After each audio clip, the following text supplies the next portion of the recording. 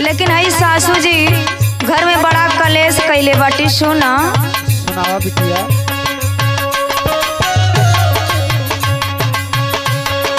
अरे मोरी माई बताई का दुखावा सासू मर गेली कलशवाना।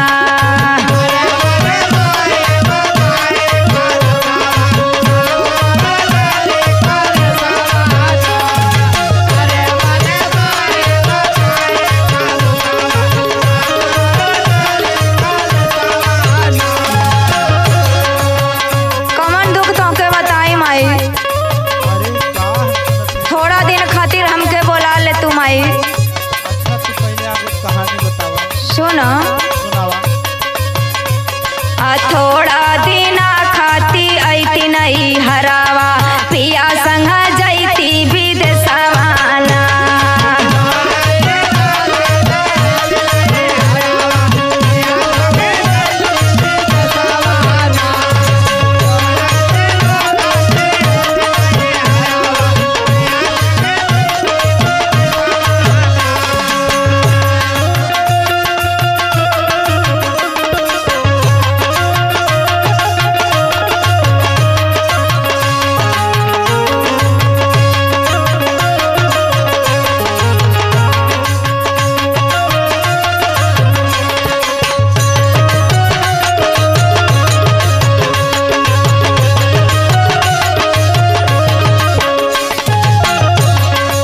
ए माई का बिटिया। थोड़ी दिन खातिर हमके बोला ले तू तो से हम परदेश से चल जाए।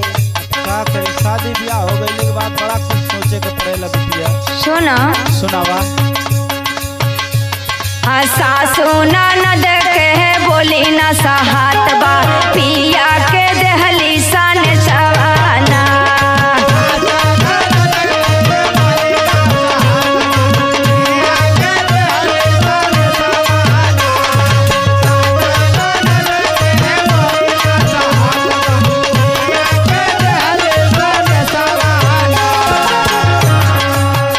ओनहु के सनेसा पठा देले बटी माई। अच्छा आई के बलमा घर दुआरा बैठला कई के तू कमनो जतना माना।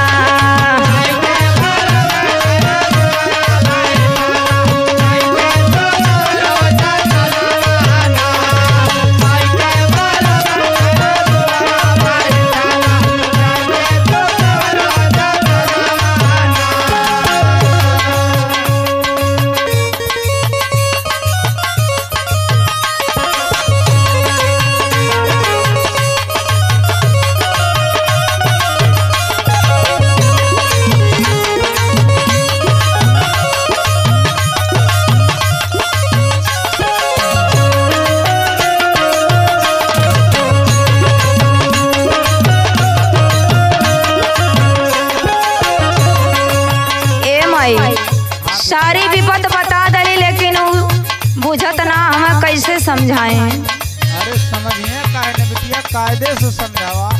सुन बोला। सगरी विपतिया बालम के बतवली बूझे